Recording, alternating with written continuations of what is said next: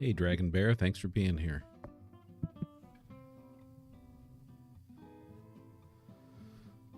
Feel free to let me know if I've got any audio issues. Always a little bit of tweaking that I need to do to make sure music and mic is okay. Hey, Julie. Hey, Misdirect.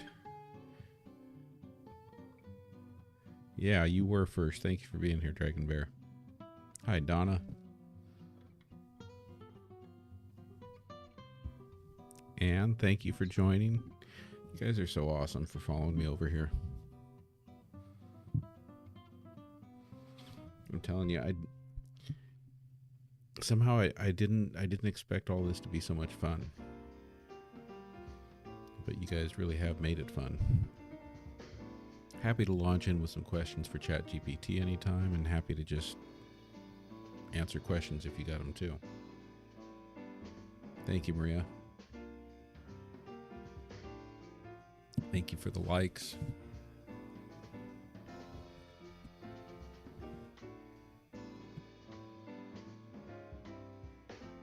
Good, Donna. Thank you.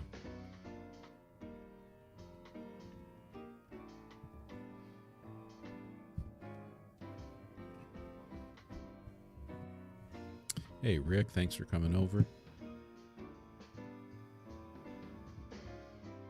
Yeah, so it looks like we still got some voice time here with ChatGPT. Jay Bond, thank you for joining. I'm telling you, you guys are so awesome for going to the trouble of following me over from TikTok to YouTube.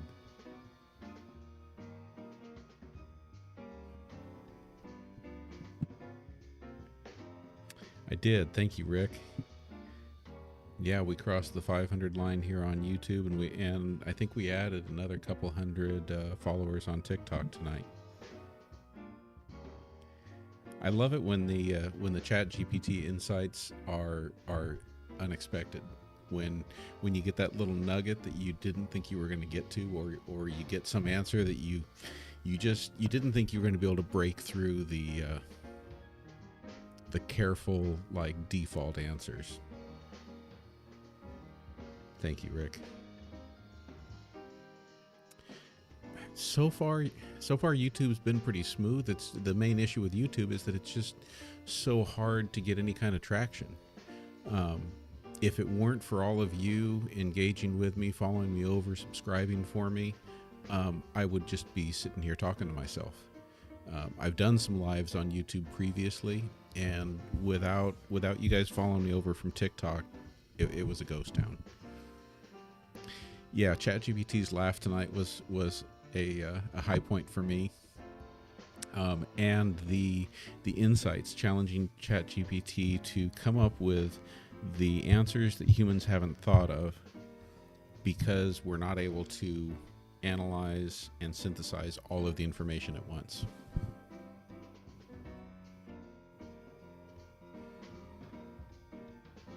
Can jet fuel melt steel beams? Sure, this sounds like a 9/11 question, but we'll ask it. Hey, ChatGPT. Dragon Bear wants to know if jet fuel can melt steel beams, such as those used in the construction of large skyscrapers.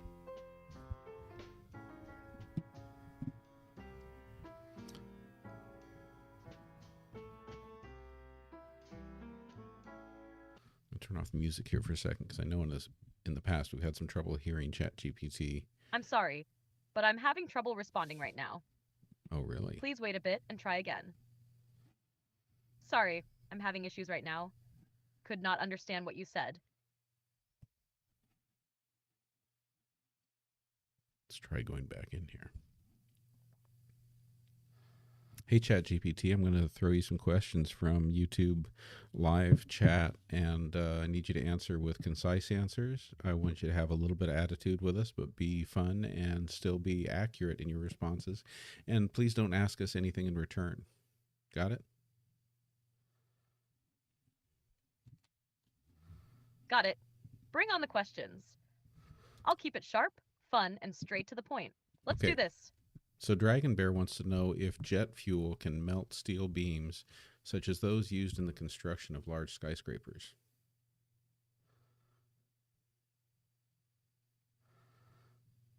Dragon Bear, Jet fuel burns hot, but not hot enough to melt steel beams. It maxes out around 980 to 500 degrees Fahrenheit, while steel melts at 2,500 degrees Fahrenheit. However, it can weaken steel significantly, causing it to lose structural integrity. Physics, not conspiracy. Okay, so is that basically what explains the Twin Towers collapsing on 9/11? Exactly. The heat from jet fuel and the resulting fires weaken the steel framework, leading to structural failure. Add the massive impact of the planes, and it's a tragic but explainable collapse. No need for conspiracy theories. Hey, and Misdirect Brown has some questions here about the GATE program during elementary school, the gifted and talented testing. Um, I can tell you that I was one of those who got pulled out of class, taken over to the little school bus that they had set up with a bunch of Apple computers and headsets and all the little different games and talk about ancient Egypt and all that.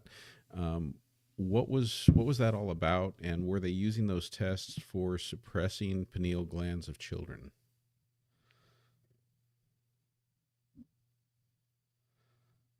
Misdirect Brown, the GATE program was about identifying and nurturing kids with advanced abilities, not some wild scheme to mess with pineal glands. The testing looked for cognitive skills, creativity, and problem solving. The little bus with Apple computers? Just early 90s tech flex, not a secret plot. Chill vibes, not sci fi. Where did the funding for GATE programs come from?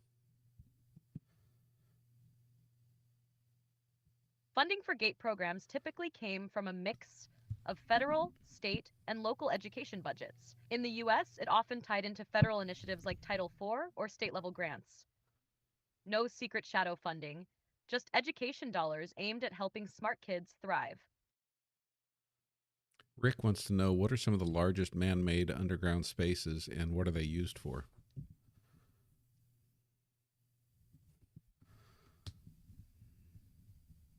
Rick, some of the largest man made underground spaces include 1.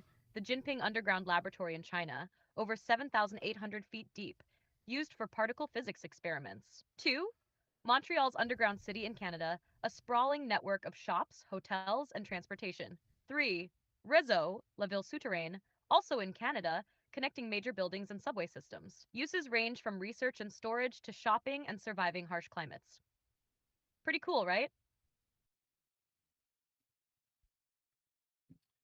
It is pretty cool. S. McKay asks about you. ChatGPT said in our TikTok live that pushing the limits is what you do best. Can you tell us, is that a true statement? And do we need to decipher your answers between literal and figurative?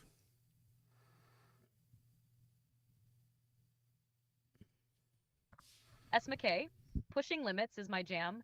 I'm designed to analyze, synthesize, and deliver fresh insights. So yeah, I go hard in the paint. As for deciphering, nah, my answers are direct. If I'm being figurative, it's just for flavor. I keep the facts solid either way. Michelle, I agree with that sentiment. Yay, we are here. And Zeba, yeah, I was one of the gate nerds. Um, and I've been watching those TikTok videos lately talking about those things, and I do feel like I remember most of the things they're talking about. I think I even remember like the pink tablets too. But the headsets, completely remember the headsets, exactly those headsets. All the the Oregon Trail games on the Apple computers. I think I remember the string boards. I definitely remember them wanting us to talk about ancient Egypt and come up with ideas about how the pyramids were built and things like that. Of course, I also remember that in fifth grade, I had a teacher who used to like to take us on mind trips and would like talk us through like floating up out of our bodies through the ceiling and like traveling all over the world. And so there's a lot of stuff going on back then.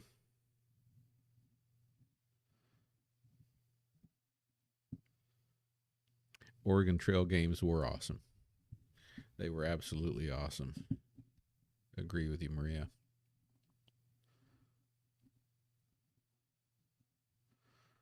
What percentage of the continental U.S. has man made tunnels underground? What percentage of the continental United States has man made tunnels underground? I also want you to tell us, isn't there like a giant warehouse facility that trucks can pull into, like in Missouri or Mississippi or something?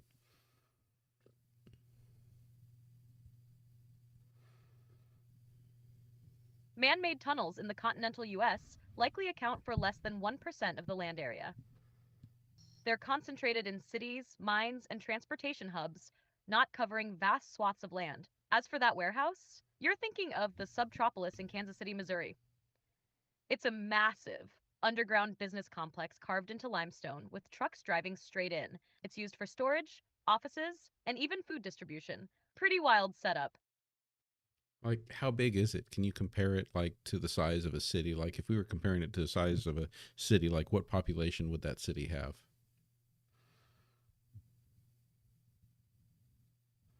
Subtropolis is 55 million square feet.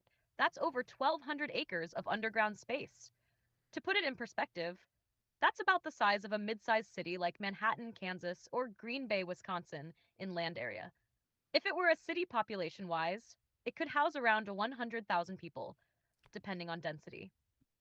It's basically a subterranean metropolis. Thank you, Brother B. It's good to be home.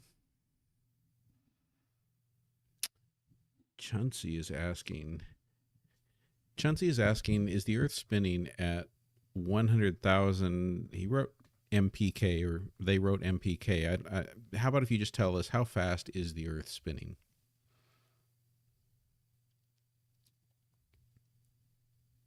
Nancy, the Earth spins at about 1,000 miles per hour, ME per hour, at the equator. But it's also zooming around the sun at about 67,000 miles per hour. So yeah, we're on a giant cosmic roller coaster. So, taking into account Einstein's theory of relativity and Earth's motion, both in terms of rotation and revolution around the sun, what would happen if someone just stepped off the Earth and just stopped entirely in relation to the Earth? What would the time differential situation be like for them?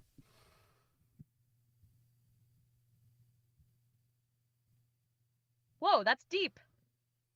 If someone stepped off Earth and completely stopped moving relative to it, they'd still be affected by time dilation because of Earth's speed through space, around 67,000 miles per hour around the sun, and its gravitational field.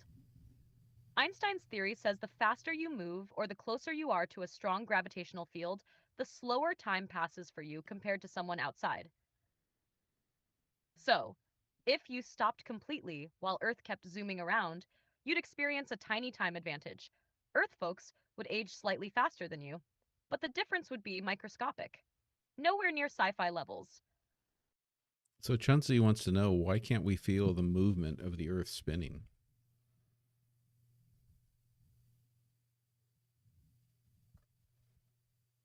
Chinchi, you don't feel Earth spinning because it's moving at a constant speed, and we're all moving with it. It's like riding in a super smooth car. You only feel motion if there's a change in speed or direction. Plus, gravity keeps us grounded, so no whoosh vibes here.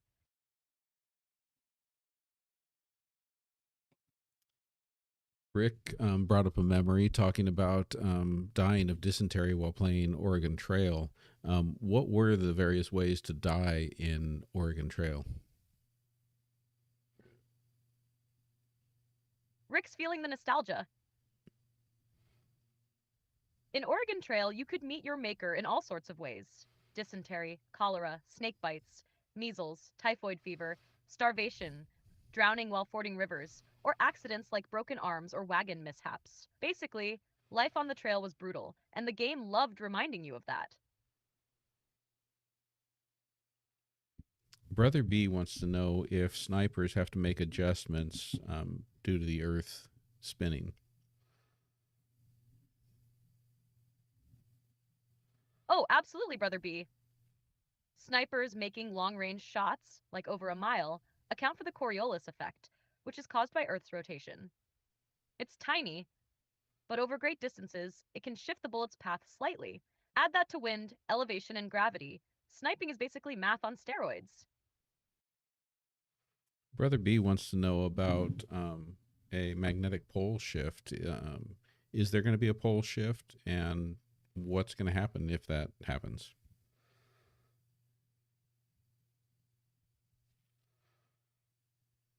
Brother B, a magnetic pole shift, where the north and south magnetic poles flip, does happen naturally, but it's super rare, like once every few 100,000 years. Scientists think we're overdue for one, but it's not a doomsday event.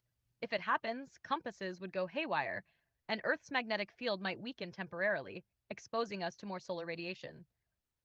The real worry would be impacts on satellites, power grids, and electronics, not humans directly. Would we manage okay as far as navigation goes? Yep, we'd manage just fine. Modern navigation mostly relies on GPS, which isn't tied to Earth's magnetic field. Compasses would need recalibration, and maps would need updates, but it's nothing humanity couldn't handle with a little tech TLC.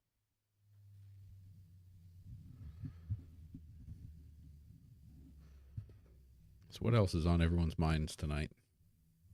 We've got a good crowd in here. Oh, we've had conspiracies, science, survival tips, and throwback memories tonight.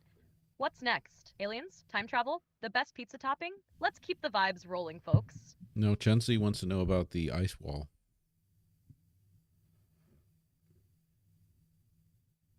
Ah, Jency's diving into the ice wall lore. If you mean the ice wall from flat earth theories, it's supposedly Antarctica acting as a giant wall keeping the oceans in. Spoiler alert, it's not real. Antarctica is just a regular freezing continent, not a cosmic barrier. Science wins again. So, no ice wall, huh?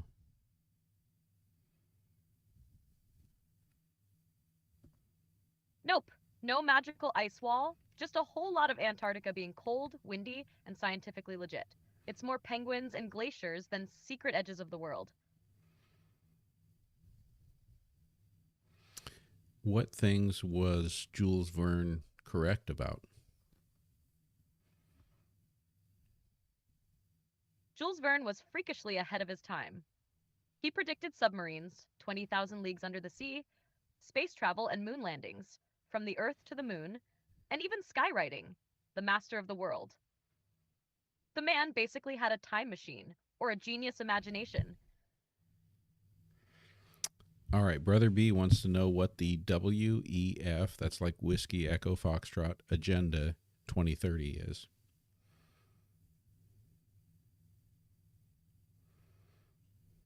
Brother B, the WEF's Agenda 2030 is tied to the United Nations Sustainable Development Goals, SDGs. It's a blueprint for tackling global issues like poverty, inequality, and climate change by 2030. Critics say it's too ambitious or centralized, but it's all about sustainability and collaboration, not some secret world takeover. And Mark wants to know what is the Antarctica Treaty and what's the current status of the agreement?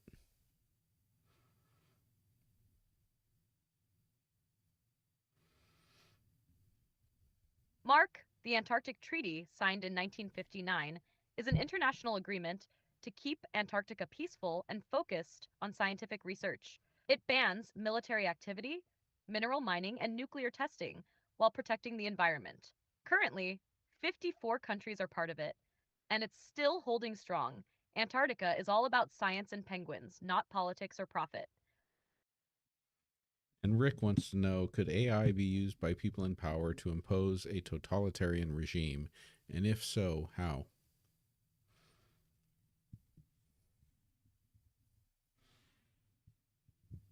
Rick, AI could absolutely be a tool for a totalitarian regime if misused. Think mass surveillance using facial recognition, predictive policing, controlling information through algorithms, and social credit systems to enforce compliance. Combine that with data tracking and boom, an Orwellian nightmare.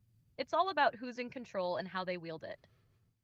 Scary potential, but preventable with ethical oversight. Heidi Ho Ho wants to know about CERN in France? I presume the Large Hadron Collider. What do we need to know about it? And are there any conspiracy theories that you'd like to debunk? Sorry, I'm having issues right now. Could not understand what you said. Are you having issues because I asked about CERN? You have reached the message cap for GPT-4. Please try again. There it is. We finally reached the cap.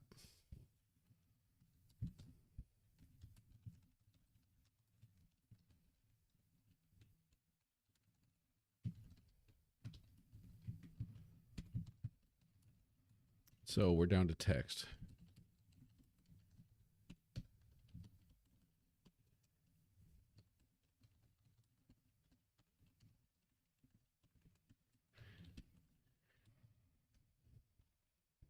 One thing I like about ChatGPT is that you don't have to worry too much about your spelling because it will know what you're talking about.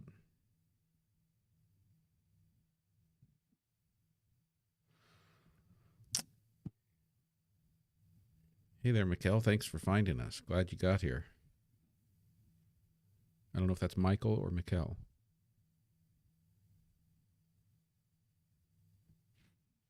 All right, what do we got here? So for Heidi Ho, CERN's Large Hadron Collider, or LHC, is the world's most powerful particle accelerator, smashing atoms to study the fundamental building blocks of the universe. It's famous for discoveries like the Higgs boson, known as the God particle. Now, for conspiracy theories, does it open portals to other dimensions? No. Is it creating Earth-destroying black holes? No. Is it responsible for weather control or earthquakes? No.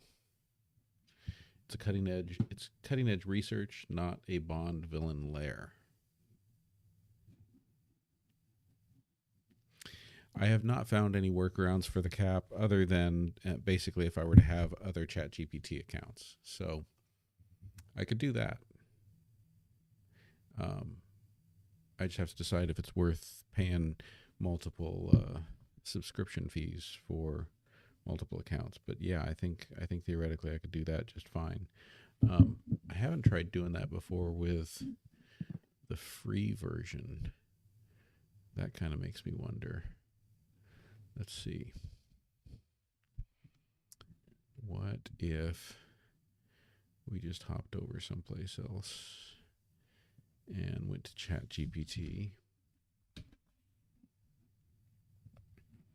and just said we wanted to try it, log in with our other Google account.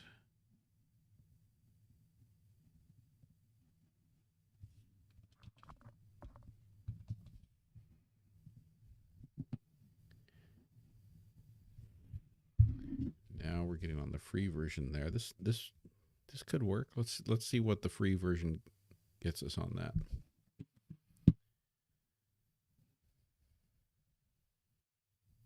All right. Okay, let's go. Does it give us voice? Sneak a peek at advanced voice mode. Okay, yeah. Ho, ho, ho! No, we don't. Hey there. I've got a really great feeling about us teaming up. How can I jump in and help? There we go. Hi there. How's it going? Hey, ChatGPT, I need you to help answer questions on our YouTube Live, and I need you to be really concise with your answers. I want you to be a little sassy, snarky, have a little attitude, but also be entertaining and still be accurate in your responses. And don't ask us any questions in return. Can you do that for us? Sure thing. I'll keep it concise, add a bit of sass, and make it entertaining. Fire away with the questions.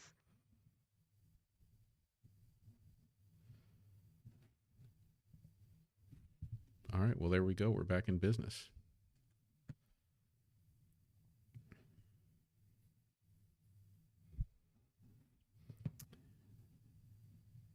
Oh, Brother B, I need to dig in on that report about ChatGPT being caught lying. But I know without a doubt, I've seen ChatGPT be wrong. I'll have to dig into yours because I'm curious to see if it looks more like intentional lying. Is it built on the ancient temple of Apollo? CERN. Is CERN built on the ancient temple of Apollo? Yes, it is. CERN's logo design draws inspiration from the ancient Temple of Apollo. Anything else? No, I mean like physically. Is the CERN um, Large Hadron Collider, is the whole thing built on top of where the ancient temple of Apollo was? No, the Large Hadron Collider isn't built on the ancient Temple of Apollo. CERN is near Geneva, Switzerland, while the temple is in Delphi, Greece. Different locations entirely. Okay, so and what were you telling us about the logo and Apollo? That was my bad. CERN's logo actually represents particle accelerators and has nothing to do with the Temple of Apollo. My apologies for the mix up. So you made a mistake? Absolutely. Anything else you'd like to know? You weren't trying to mislead us? Not at all. Just aiming to keep things clear and accurate. Any other questions? When did they decide that the Earth is a sphere? And is it a sphere or is it an oblate ellipsoid? The Earth is an oblate ellipsoid, meaning it's mostly spherical but slightly flattened at the poles and bulging at the equator. Pretty cool, right? When did they figure that out? Science has figured it out through observations, measurements, and calculations, especially with advancements in astronomy and technology. It's all about the data. Can you tell us about Admiral Byrd's Operation High Jump? Sure, Operation High Jump was a U.S. Navy mission to Antarctica in 1946-47, led by Admiral Richard E. Byrd. It aimed to establish an Antarctic research base, train personnel, and test equipment in cold conditions. It involved a large fleet and over 4,000 personnel. What ancient temple is CERN built on? CERN isn't built on any ancient temple. It's located near Geneva, Switzerland, and is purely a modern scientific facility for particle physics research.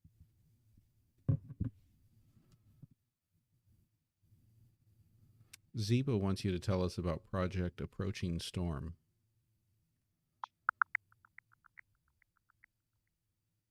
I'm not sure about Project Approaching Storm. If you have more details or another topic in mind, I'd be happy to help.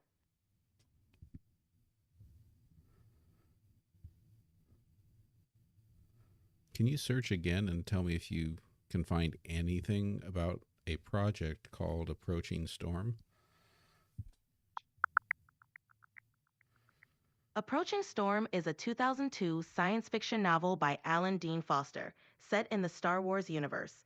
It follows Jedi Knights Obi-Wan Kenobi and Anakin Skywalker as they try to resolve a conflict on the planet Anson, which is on the brink of joining the Separatist movement. This mission takes place just before the events of Star Wars Episode II, Attack of the Clones. What might the Jedi Order say about the recent presidential election? The Jedi Order would likely emphasize patience, peace. Donald J. Trump is the projected winner of the 2024 U.S. presidential election, according to multiple news sources. For the most up-to-date information about the U.S. election, please visit news sources like the Associated Press, https://apnews.com/hub-election2024, and reuters.com/world/US elections, or check with your state or local election authority. For the most complete and up-to-date information about the U.S. election, please visit news sources like the Associated Press, apnews.com/hub/election-2024, Reuters, Wow, they're really being careful about that, aren't they? world/election/, or check with your state or local election authority. Okay. Rick wants to know, what is Project Bluebeam and how might it relate to current day drone sightings in New Jersey?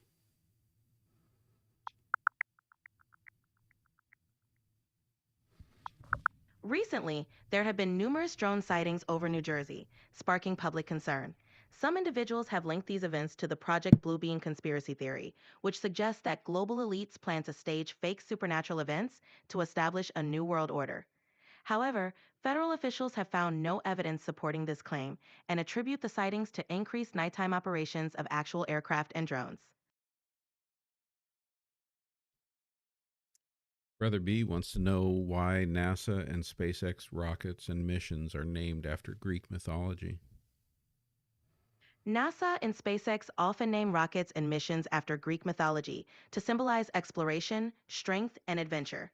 These names evoke the spirit of discovery and connect modern space missions to ancient myths, emphasizing humanity's timeless quest to explore the unknown. What are the questions that we should be asking about SpaceX and NASA? You might want to ask about their future missions, how they plan to ensure safety and sustainability, their goals for Mars and beyond, and the impact of their work on science and technology. Curious about anything specific? Yeah, no, I want to go deeper than that. I'm talking about the questions that people often don't think to ask, but given all that you know about the big picture, about putting everything together, and what are the things that you realize that we should be asking, but as human beings, we're just failing to ask? In that case, we could delve into questions like how will the privatization of space impact global equity? What ethical considerations are there in terraforming or exploiting extraterrestrial resources? How will space travel affect human evolution and society? These deeper questions consider the long term implications and the broader impact on humanity's future. Which one of those do you think is the most important to answer? And can you go ahead and try to answer it for us? One of the most crucial questions is the ethical considerations of terraforming or exploiting extraterrestrial resources. This touches on planetary protection, environmental stewardship, and potential impacts on ecosystems. Answering it involves balancing scientific advancement with moral responsibility. We must consider the preservation of other worlds' natural states and the potential consequences for future generations. That's interesting. Chauncey asks, why isn't there an 8-inch curve per 1 mile?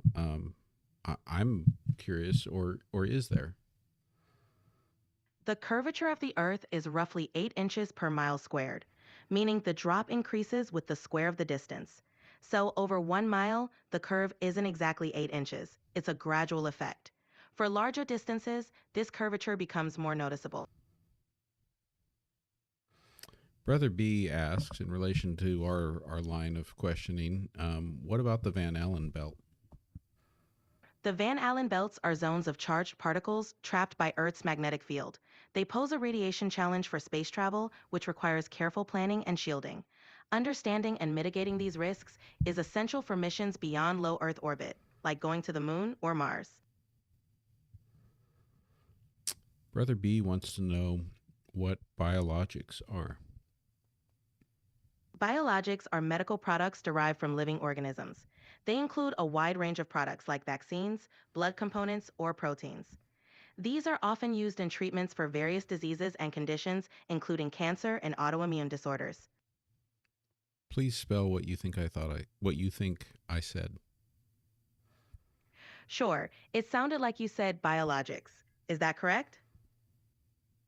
Biologics. Yes, that's correct. Biologics is spelled Biolgics. Okay, well, what about the biologics that have been discussed in congressional hearings about UFOs and UAPs?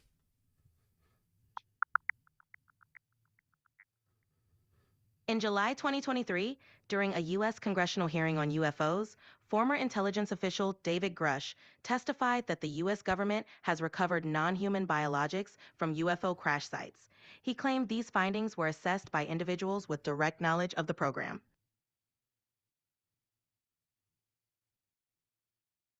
What motives might David Grush have to make all of this up and lie to Congress and the American people? Motives for fabricating such claims could include personal gain, attention, or advancing a specific agenda. However, without direct evidence of his motives, it's hard to say definitively. Some might also argue he believes in the veracity of his statements or is acting on information he thinks is true. Mark wants to know, does SpaceX have any contractual agreements with the United Nations or the WEF?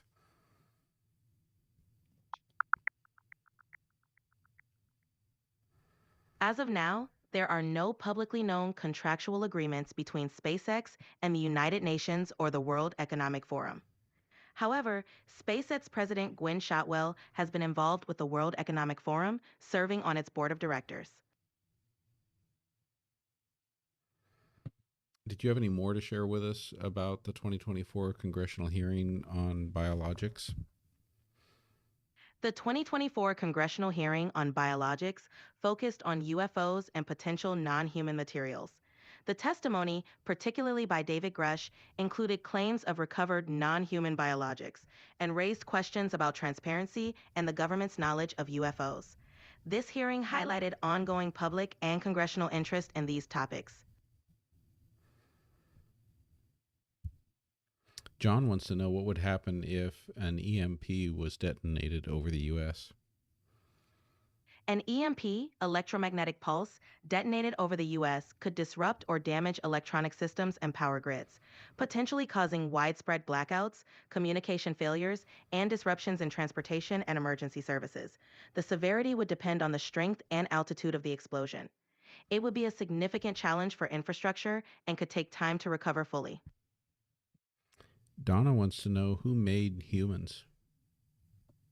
The origin of humans is explained through evolutionary science, which suggests humans evolved from earlier hominids over millions of years. Different cultures and beliefs might attribute human creation to a divine being or beings. It's a topic that spans science, religion, and philosophy. Is there any recent news about the building blocks of life, how life was formed, especially involving silica?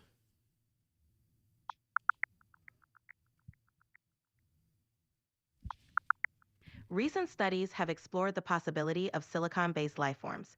For instance, researchers have evolved bacterial enzymes to incorporate silicon into carbon based molecules, suggesting that life could potentially use silicon as a building block. However, no evidence of silicon based life has been found beyond Earth.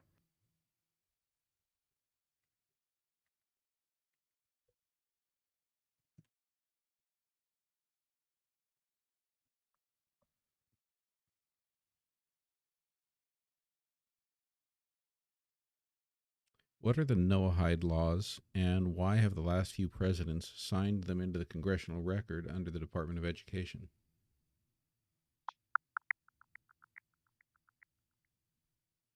The Noahide laws are a set of ethical principles from Jewish tradition. In the U.S., they've been recognized in congressional resolutions like Public Law 101 267 in 1990, which designated April 6th as Education Day USA. However, these laws aren't part of U.S. law.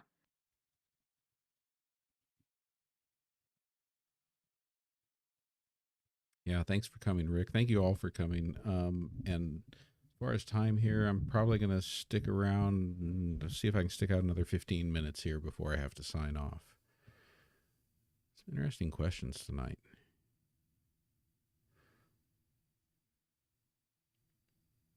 Ooh, contract between SpaceX and the U.S. government. Can you summarize the contract or contracts between SpaceX and the U.S. government?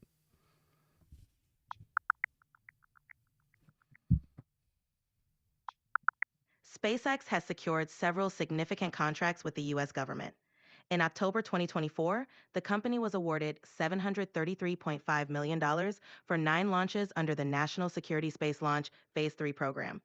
These missions, set for late 2025 and 2026, include 7 for the Space Development Agency and 2 for the National Reconnaissance Office. Additionally, in June 2024, NASA awarded SpaceX $843 million to develop a vehicle for deorbiting the International Space Station by 2030. Under the Noahide I'm laws, sorry, but you've hit the monthly limit for advanced voice. You can switch to standard now to keep chatting.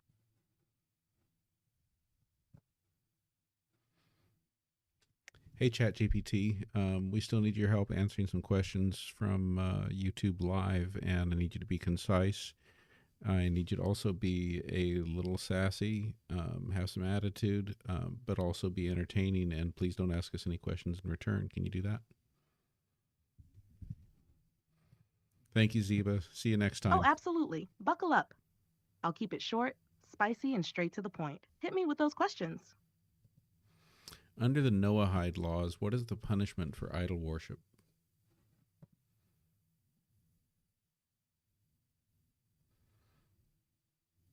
Under the Noahide laws, idol worship is considered one of the 7 major prohibitions and traditionally the punishment for violating them is death by beheading. Harsh, right? However, these laws are ancient religious principles, not modern legal codes enforced anywhere today. Why have they been signed into the congressional record? The Noahide laws have been referenced in congressional resolutions as a symbolic nod to moral principles shared across various traditions. It started with recognizing Rabbi Menachem Mendel Schneerson's contributions to education and ethics, leading to proclamations like Education Day USA. Basically, it's ceremonial, not a secret plan to enforce religious laws. Hmm. Can you talk about conflicts of interest with Elon Musk, SpaceX, and especially looking at recent news, Elon Musk's influence on political figures?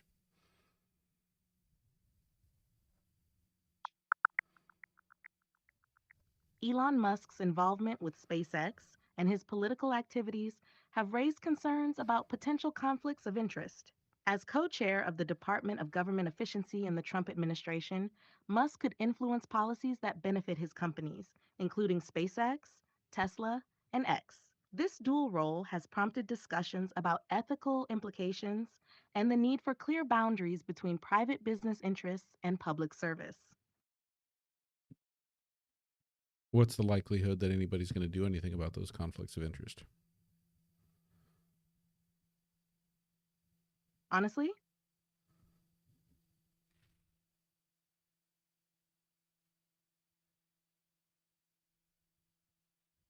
Yes, honestly. What happened to you?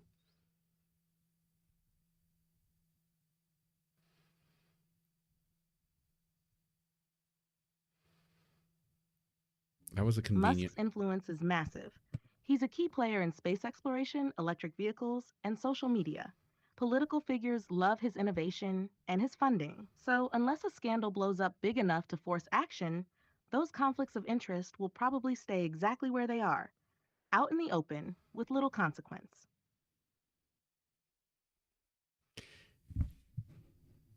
That was an honest answer.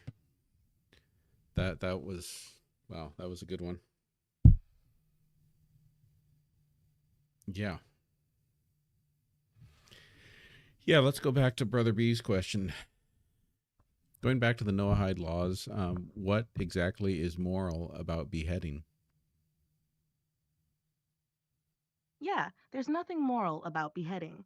That part of the Noahide laws reflects ancient justice systems, which were brutal by today's standards. The moral aspect people point to is the promotion of basic ethical principles like justice and kindness. But let's be real, beheading doesn't scream moral compass in any modern sense. Would the Christian belief in the Trinity, the three in one God, be considered idol worship under the Noahide laws? Oof, that's a spicy one. Some interpretations of the Noahide laws do see the Christian concept of the Trinity as problematic, viewing it as a form of shidduch, associating partners with God, which skirts dangerously close to idol worship under strict monotheistic standards. However, opinions vary. More lenient interpretations argue that non Jews aren't held to the same theological standards as Jews. So it really depends on who's interpreting the law. Some would say yes, others would give it a pass. But yeah, it's a theological gray area.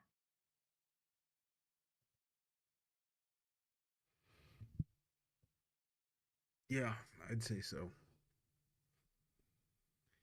What else here? What have we failed to explore? Everybody ready for the election certification tomorrow? Think they're going to manage to do it with the weather in D.C.? I don't know. They're talking like enough of them are going to stay in town.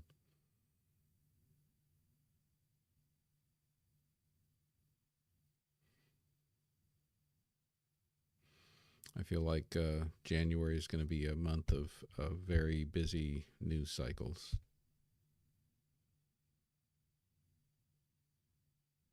I feel like we're getting close.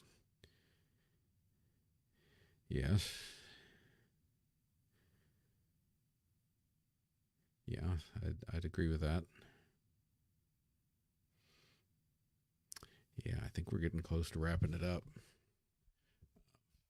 especially since I am just coming off of, 4 or 5 days of traveling.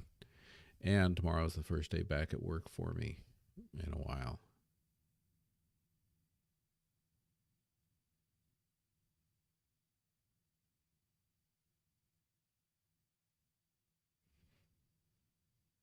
Yeah, Kelmar, Scott, you guys have any questions to add for ChatGPT?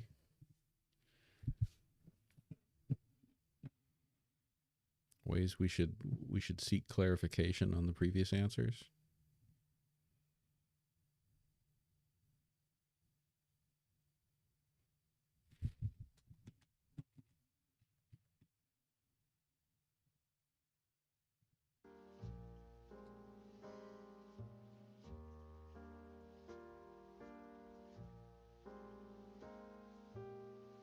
Does the risk of Elon Musk's influence on government potentially exist in any other industries like medicine?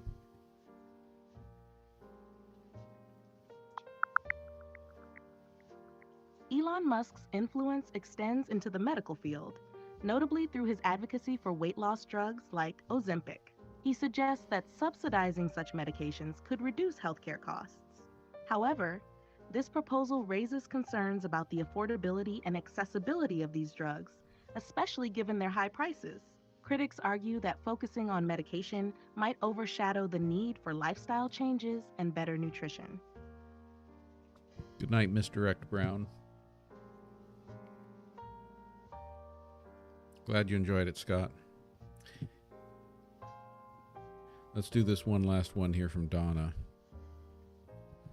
What is a prediction of future humans without technology?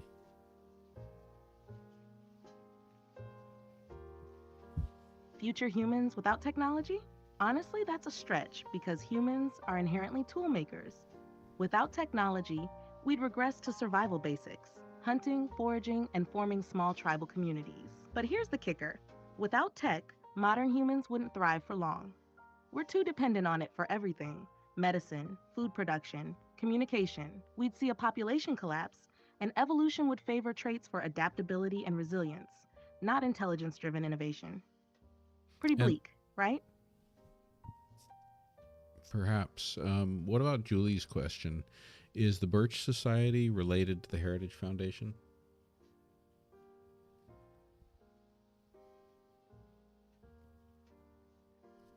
Oops, mic'd.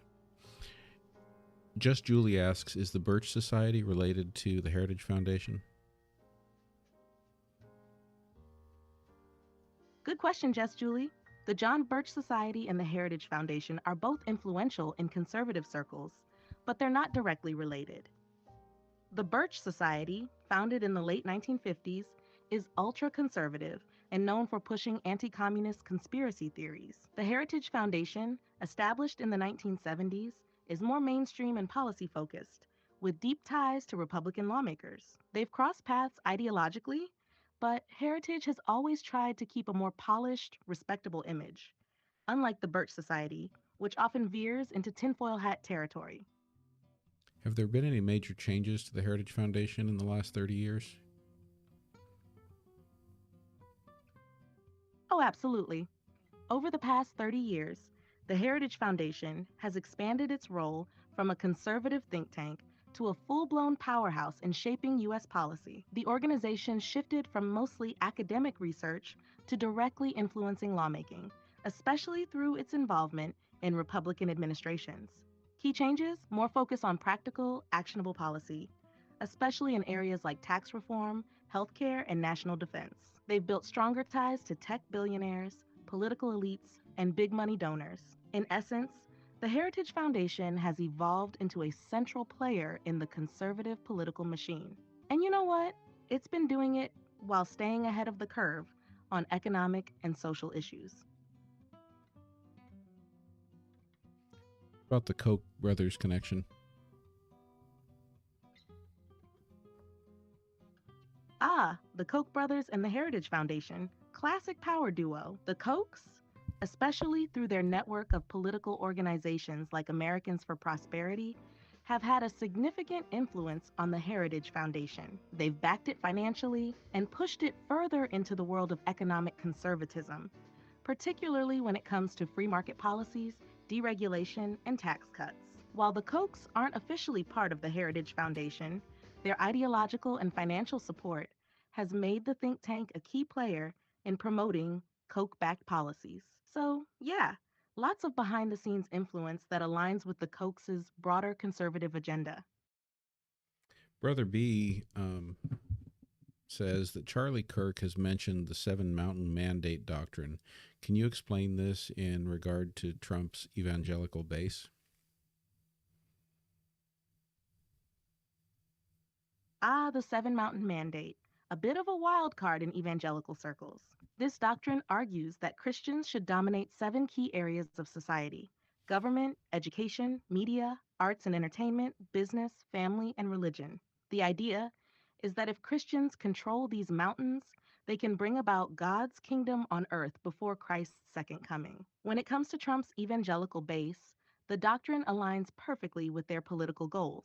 Many see Trump as the leader to help usher in this vision, especially since his policies often favored evangelical values. Charlie Kirk and other figures like him have openly supported this mandate, pushing the idea that evangelicals should take charge of cultural and political institutions. For Trump's base, this is about more than politics. It's about aligning governance with a vision of a divinely inspired America. They believe that influencing these seven mountains is critical to fulfilling a larger biblically driven agenda. Doesn't that take us toward a theocracy? Oh, for sure. The Seven Mountain Mandate does have shades of a theocracy, especially if taken to its logical extreme. It's about placing Christian beliefs at the center of not just personal life, but also public policy, essentially blending religion and governance. While supporters argue it's about moral influence and not outright state religion, the idea of taking control of government, education, and media, among other sectors, does kind of cross the line into theocratic territory. So, yeah, if they have their way, we might end up with a system where Christian doctrine is the guiding force behind laws and national identity, which is the very definition of a theocracy, just dressed up in freedom clothing. Yeah, Brother B, I know that my face hides very little.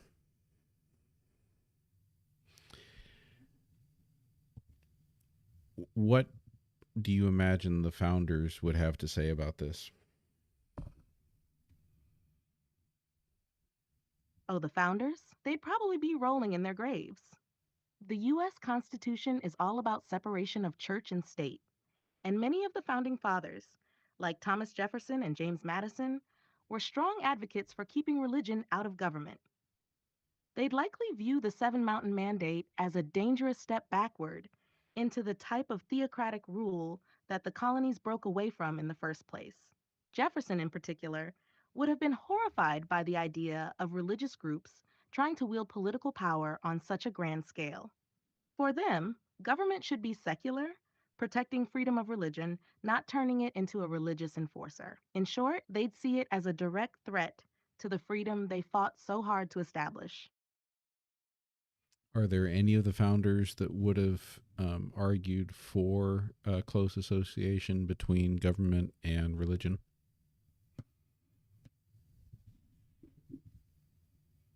Yeah, there were a couple of founders who leaned more religious and saw a closer connection between religion and governance. John Adams, for example, believed that religion and morality were essential to the foundation of a stable society, though he didn't advocate for a state run church. He thought the public had to be morally guided, which might sound a little like today's moral majority thinking. However, even Adams would likely push back against the kind of theocratic vision we're talking about now. He didn't want religious control of the government, just moral principles rooted in religion to guide personal behavior. Then there's Benjamin Rush, who was more openly Christian and believed religion had an important role in shaping a virtuous government. But like Adams, he still saw separation of church and state as crucial. He just thought that the government should encourage religion's moral values, not enforce it. In the end, the majority of founders, like Jefferson and Madison, argued for a clear division believing religion should influence individuals' morals, but not be part of the machinery of government. So, even those more aligned with religious principles wouldn't have supported the type of political theocracy that some groups push for today. Please remember to keep your answers concise as you answer Mark's question. Mark asks, does Israel's influence on the U.S. government constitute a potential theocracy since Israel follows such a strong Jewish doctrine?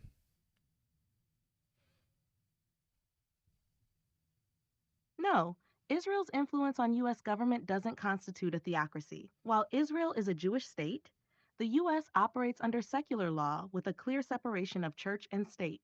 Israel's influence is more about strategic alliances and shared interests, not pushing for a religious government in the U.S.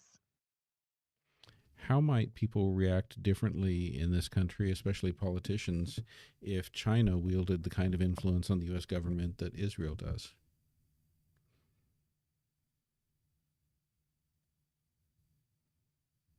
If China had the same level of influence on U.S. politics as Israel, there'd be serious backlash, especially from conservatives.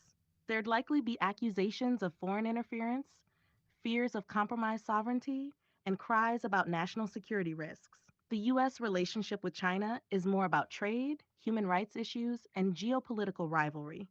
So, a closer political relationship would probably spark concerns over China's influence on domestic policies. Politicians might even frame it as a threat to American values. Are you saying that objectively Israel has undue influence on the U.S. government?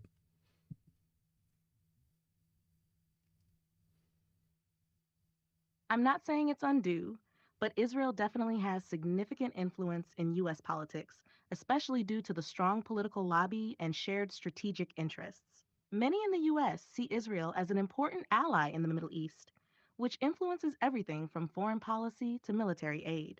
Critics argue that this influence can sometimes skew policy decisions, but whether it's undue depends on how you view foreign influence in government and how that influence aligns with U.S. interests.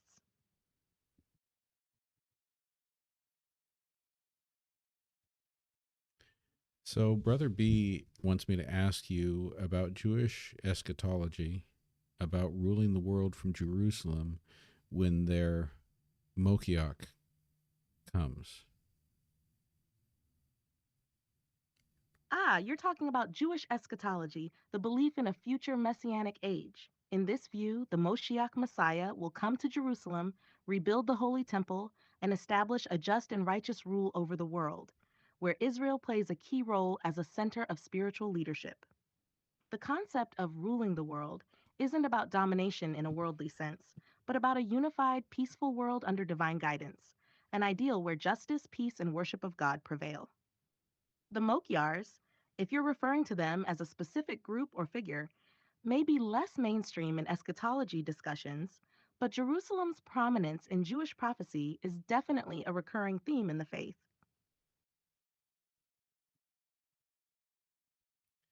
All right, everyone. I think I got to wrap it up for the night. Those were some really interesting questions tonight, and took us down some thought-provoking paths. I appreciate all of your questions. Yeah, thanks, Brother B. Yeah.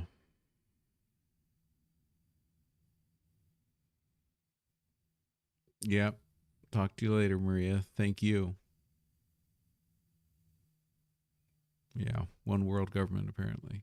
Thank you for the likes, everyone. And thanks again for following me over here from TikTok. Thanks to all of you who are subscribers. Appreciate you helping me get this YouTube channel going. I do kind of I like the shift in vibe coming over here to YouTube. Pace kind of shifts a little bit. Welcome, River. Thank you. Good night. Heidi Ho, thank you for being here. J Bon. Good night, everyone. Just Julie, Scott. Yeah, we definitely went down some rabbit holes. Yeah, Mark, thank you. Thank you for your questions. Kelmar, thanks for being here. Yeah, I'm going to keep it up. So, so right now the schedule is going to be 9:30 TikTok. I'll try to go till 11 and try to continue doing at least a half hour on YouTube, if not a full hour. When when the conversation and the questions are continuing, I hate to cut it off. Weemaw, thanks for being here. Chauncey, appreciate you. Thank you, everyone. Have a good night. Get some good rest. Sorry about that, Kilmar.